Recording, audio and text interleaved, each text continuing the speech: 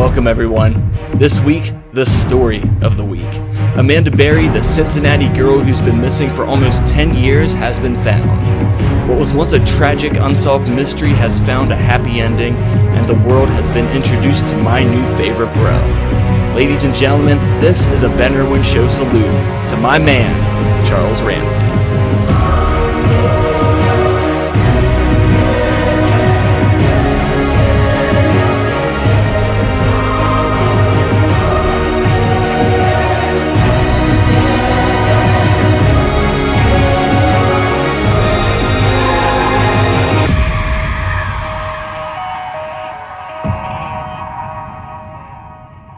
What's happening, Internet? This week, I've got a very special episode for you, because it is about time we saw something good in the news. The Cincinnati girl who disappeared almost 10 years ago, along with two other girls plus her daughter, have been found. They were thought to be dead, but now we know that they are alive. And the guy who found them is the icing on the cake. He is the best guy ever, but we'll get to him in a second. Most of America hasn't heard of Amanda Berry before. Some of us remember her from when she first went missing, but as years pass, public interest wanes.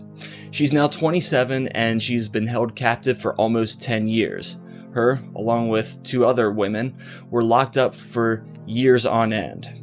There have been charges of rape filed against the captors, so obviously they went through hell. From a religion standpoint, this has to make you think.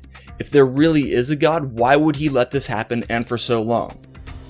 If there is a God and he is indeed just, how did Ariel Castro get away with what he did for all those years?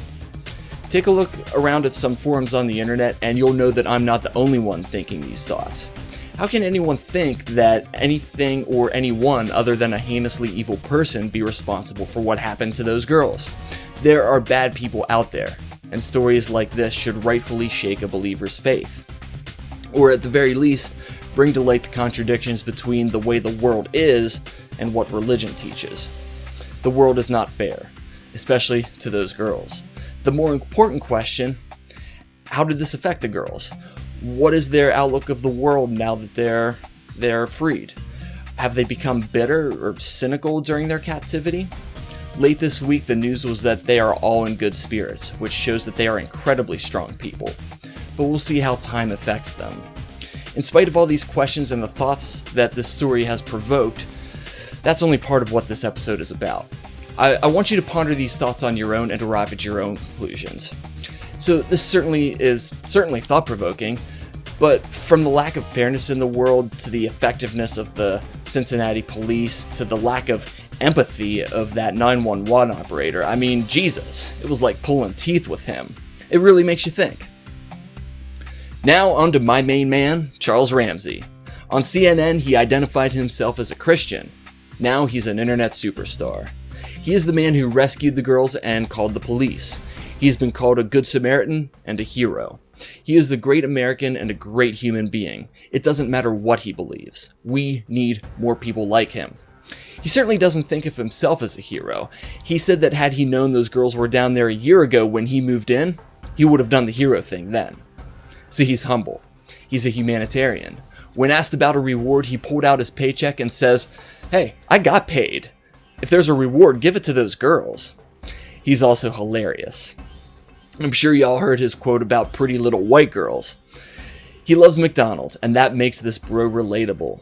I think people will underestimate his social intelligence because he was masterful about reacting to what he found in his neighbor's house. I mean, he acted with vigor. Think of all the unknowns that he was faced with when he kicked that door in. I mean, that takes balls and taint. When he called 911 and the operator gave him some pushback, he got agitated.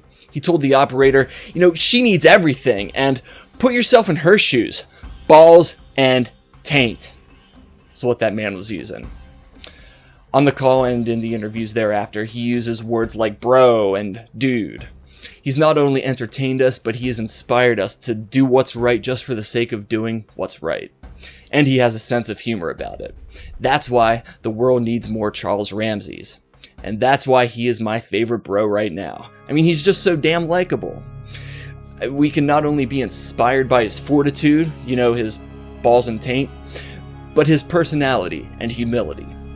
So as for Ariel Castro, who would name a dude Ariel anyway?